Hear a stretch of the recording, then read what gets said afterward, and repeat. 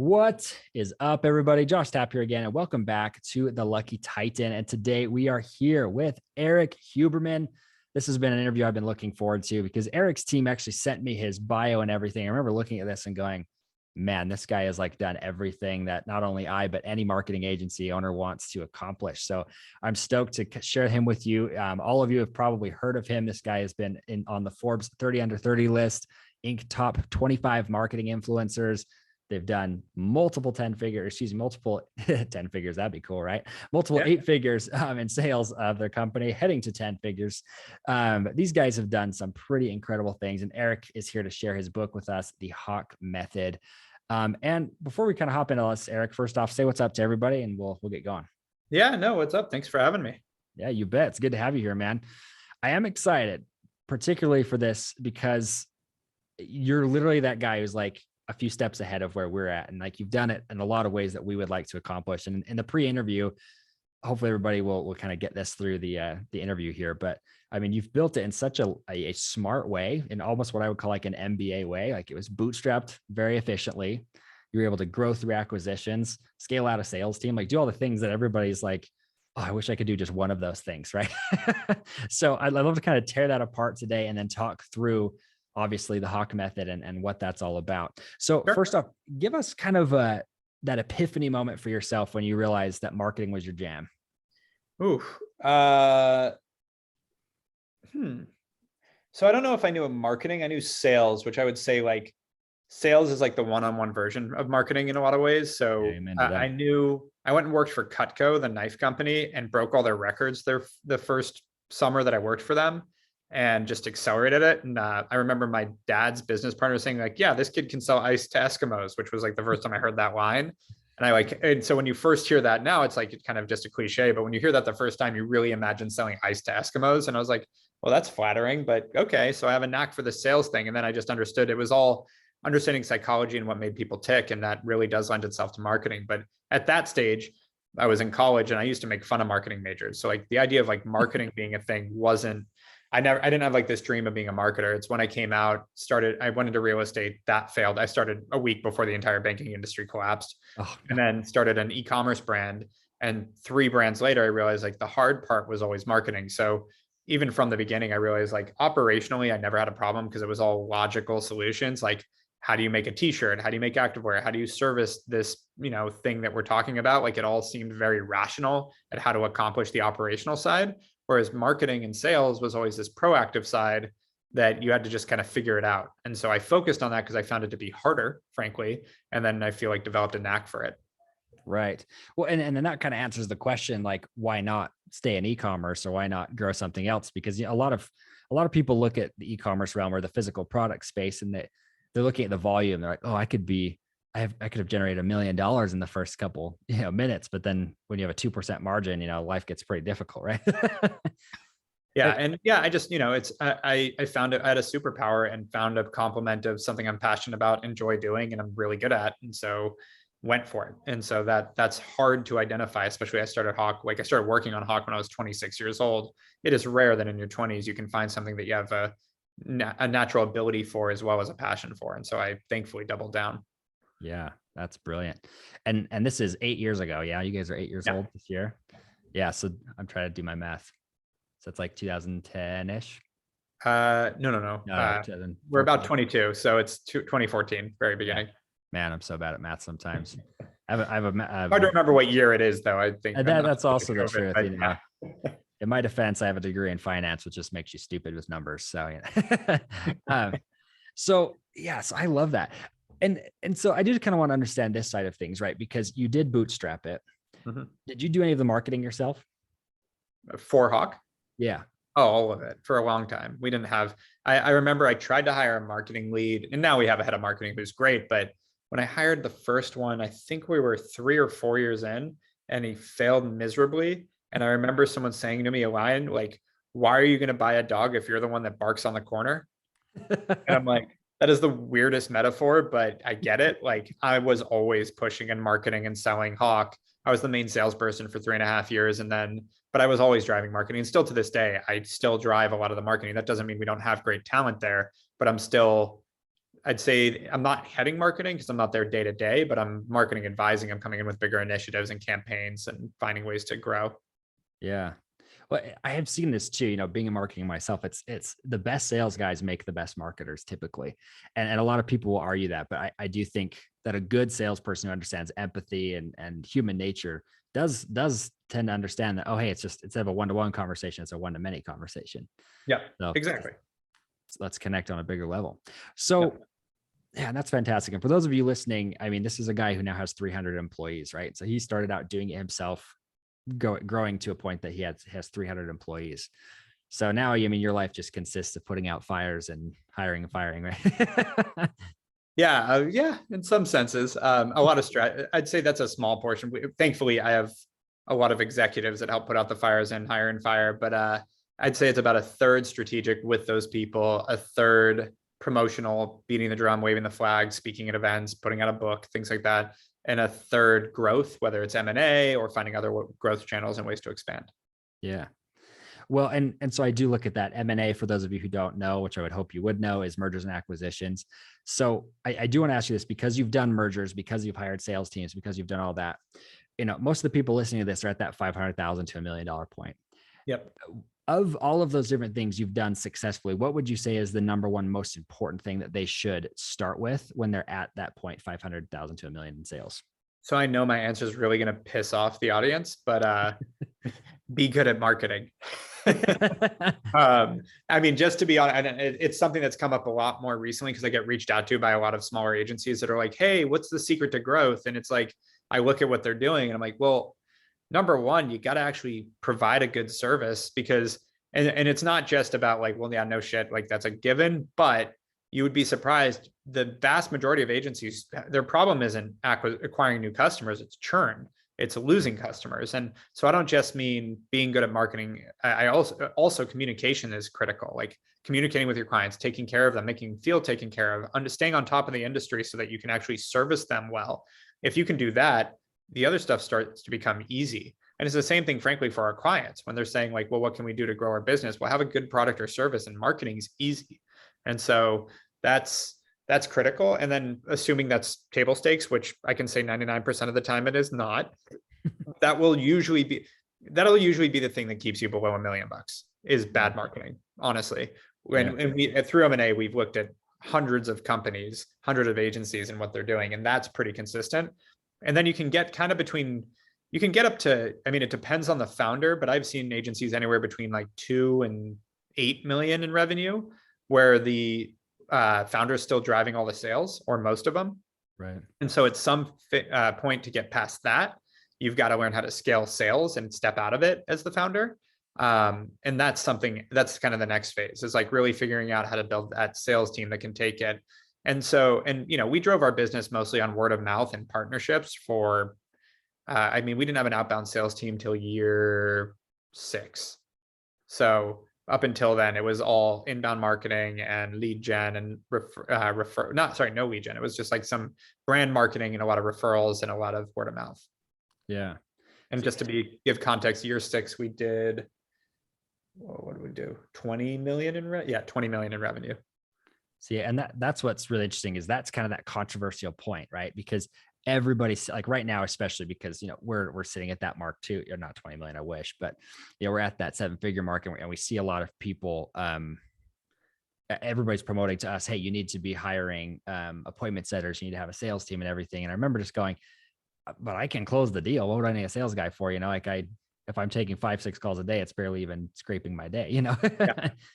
Well, that's the thing, is you gotta, I think every agency is different. You have to look at where are you just have to look at your own agency and where are you missing? Are you, as you just said, so you have enough time to answer more sales calls, so then find a way to generate more sales calls, like whether that's inbound, outbound, and different companies will cap out at different amounts. We were also fortunate enough, like I had a good reputation in that way of building and selling 2 e-commerce brands. And I had a network that really drove us. And then once I started getting those, I was so proactive about PR and getting our name out there and being at every event and meeting everyone and constantly being on the road.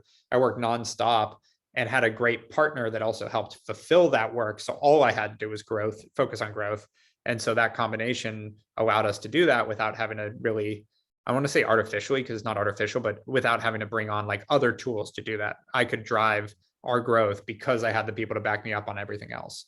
Right.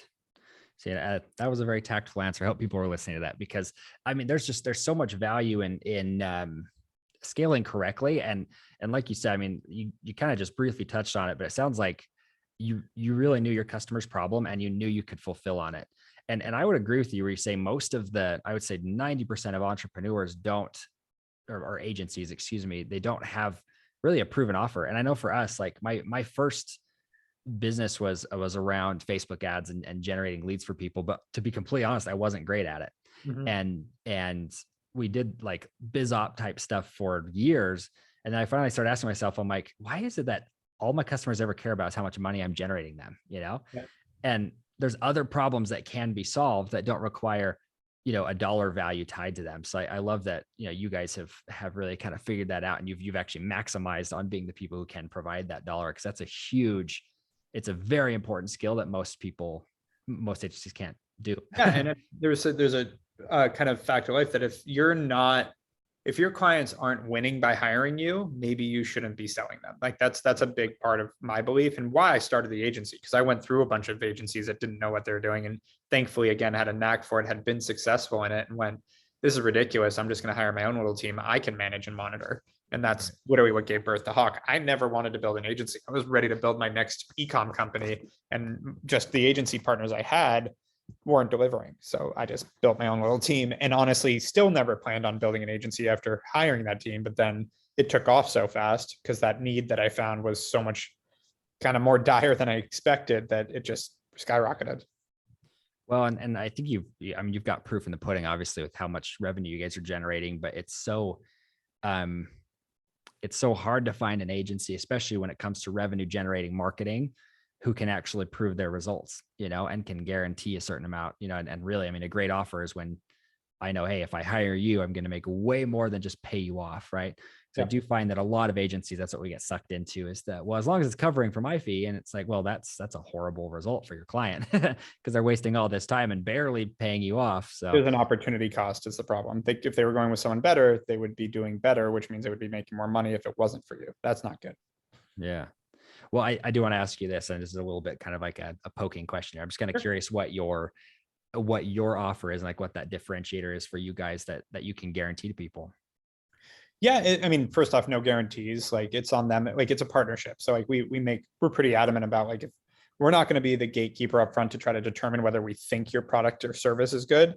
We're going to go and give it a shot. But the offering is just so our mission statement's accessibility to great marketing for everyone. The idea is we want to be super accessible, nimble, flexible, easy to work with, but the best at what we do. And what I found was 99% of agencies are not the best at what they do.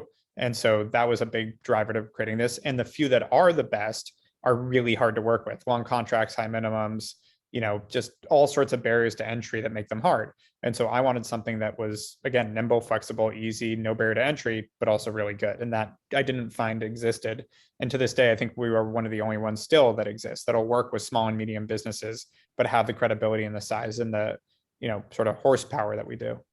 Yeah. And that's fantastic. That's a cool differentiator. You know, I am kind of curious, like, how do you guys get away from the like Walmart, you know, concept, if that makes sense, of like being the cheapest on the market? Yeah, we don't try to be the cheapest. We just are disciplined about our own margins. That's it. It's like, you know, if someone tells me, oh, we found someone cheaper, I'm like, I bet you I can find someone to manage your Facebook ads for $50 a month out of India. Like, I'm not here to compete with that. We're not a commodity, but we are cost effective. And that's the point, is like, because we're disciplined about our margins and how we pay people and how we do everything, we're really, again, the word's disciplined, not cheap. Then we're able to be accessible because we're not maximizing our revenue on companies, but we're also not minimizing it. We're just straightforward about it. Yeah, love that answer. I'm going to have to use that sometime. Love that. So I do want to ask you this though, because so the Hawke Method, the book that you wrote, is really all about you guys, your story and your methodology, correct? Yeah, I mean, it tells our little story. It's really more focused on the methodology and how we look at marketing. So we've grown 3,500 brands at this point successfully. And so the idea is we really came up with these three principles of marketing: awareness, nurturing, and trust, and how they play together to really be like sort of the tripod of marketing, where you need all three. That's where we focus. And so from a sort of bird's eye view, that's how we look at new brands that are coming in and identify where their holes are. That's how we look at our ongoing clients to figure out where we need to double down. And we tried to give that framework so that whether it's CMOs, CEOs, founders, marketing students, marketing employees, et cetera, can look at a marketing strategy and quickly identify, oh, they're missing this, we should double down here, or, oh, this is what's broken, et cetera. And so that's the framework that we call the Hawke method. That's fantastic. And what were the three again? Awareness, which is basically introducing your product or service to a new audience. Nurturing, what you do from when they become aware you exist, when they actually buy, and then post-purchase as well to create lifetime value. And then trust, also known as brand, what you did build that trust and consistency with your audience. Yeah, I love that. It comes down to that community aspect, really. I mean, that's what you're talking about, is like building that audience of raving fans. And I do look at that and I go, okay, but is timing a factor? Because we look at marketing in a lot of ways and we say, okay, like SEO, for example, I even struggle still hiring people for SEO because like, oh, it's a long-term play. And I'm like, well, you can't use that as an excuse for not performing, Right. So what's kind of your thought process on the timing? Yeah. So when you're talking about the timeline, because SEO takes longer, et cetera, I think it's a balance. I think it's depending on the stage of the company, you have to be short-sighted sometimes, like for survival's sake. I remember a few years ago, my team, that culturally in my leadership team, all of a sudden everyone started talking about Q1 in like October. And I was like, I shut it down really quick. I was like, guys, we're out of business in Q1. We're bankrupt. So whatever the fuck you need to do it now. Like, there's no Q1. It doesn't exist. So get it done. And I had to like kind of nip that in the bud. But I think that there are things you need to be doing also to create foundation that take longer. And SEO is a decent example of that from a marketing perspective. Content creation, things that may not show immediate returns. Writing our book is a marketing decision as well. Am I going to get the returns from the book by Q2 of next year? No. But long term, will it pay complete dividends, even though we are investing a lot because we really want this to be a big launch? Yeah, I am actually very confident that will be a lucrative return for the company. Right. Well, and it's planting that seed, which I love. And what's interesting is a lot of people, is why I'm glad you guys are doing this way, is that a lot of people look at a book launch as it's just like another tool that they can put in their tool belt. But you're like, if you actually do it effectively, like you're trying to do here, sell 20,000 copies, like that's a big number. But if you hit that number, I mean, you're already on that, New York Times bestsellers list. You're doing a lot of great things, but on top of that, 10 years from now, people are going to look back and be like, that book was what really kickstarted their success, Yeah. And I also feel that way about our success. Like, there's obviously a lot of people that look at us as like, you've done it. You said at the beginning of this, like, you've already done so much that a lot of agency owners dream of. And I'm looking at this like, so we just got started. We have this platform to build off of, but my dream is this being hundreds of thousands of people all over the world. And so, to me, it's like we're in our nascence, and it drives my leadership crazy because when they tell me things like, oh, hey, it's really hard to keep up with hiring, or, we're having trouble scaling the sales team, or whatever that might be of the day, so to speak. I'm always reactive with like, well, I mean, we need to be 100 times the size. So you better figure it out, because we haven't hit our limit yet. We've got 100x to go. So we got to figure this problem out now, because we have a lot more in front of us. Like, I point at Deloitte or EY, which are hundreds of thousands of employees. I'm like, they're recruiting literally 100x what we are. So don't tell me that we can't accomplish this. Now, we might need to change things, add things, whatever, but there's obviously a solution that's already been solved here. So let's just do it. And that's how I've driven this thing. Right. Well, and it's so interesting to me. I mean, and I love that you're looking at that. I mean, guys, this is somebody who's doing 75 million a year, right? And these guys are, they're doing a fantastic job, and he's talking 100x. I'm horrible at math. I already proved that earlier in the interview. 7.5 billion. You're good. But we're managing about, I think this year it'll be about 350 million. Oh wow. Is where we're at. Yeah, and then net revenue is about 40. Jeez. Good golly. So, I mean, you look at that though, guys, and you look at that and you just say, if he's thinking that far ahead, and it's always exciting for me to meet people like you, Erik, who are trying to kind of prove it wrong. I mean, the 3 minute or the 4-minute mile has been broken. People, yeah, right. I mean, there are now $1 trillion companies out there, yeah. And the truth of the matter is that somebody is going to become a $1 trillion marketing business in the next 10 to 15 years. Yep. And if you look at it that way, it's like, there's some incumbents who are sitting there who they're lazy, they're fat, they're VC backed, and they're not going to scale much further, Yep. Yeah. I don't worry about the incumbents at all. Yeah. You guys have positioned yourself well. And I do think that we're going to see a huge spike, especially in marketing. I think COVID proved to especially small businesses that marketing is absolutely crucial. So everybody, I hope that you got a lot of value out of the interview, a lot of really great steps, value steps there for you guys. And make sure you go buy the Hawke Method. So that's available anywhere you can buy a book. Just make sure that you guys go and get a copy of it, buy 5, do something. We want to help support Erik get to where he's hitting that bestseller list. So I'm sure if you bought 100 books, it'd probably catch his attention. I'm just going to throw it out there. So if you buy any books, tweet at me, let me know. You'll catch my attention either way.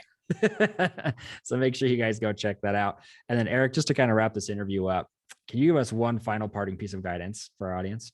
Yeah. As agency founders, just know that as the owner of a business, you're always going to be dealing with the hardest problems of the business. And as you scale, those just get harder. And when you accept that, when you understand that that's just part of it and what you signed up for, and you take out kind of the victim mentality of like, oh, this is happening to me, because you're going to be dealing with crap all the time and it's going to be unpredictable. You never know what's coming, but it's like, I get uneasy when things are good because I know it's just around the corner that something's going to go wrong.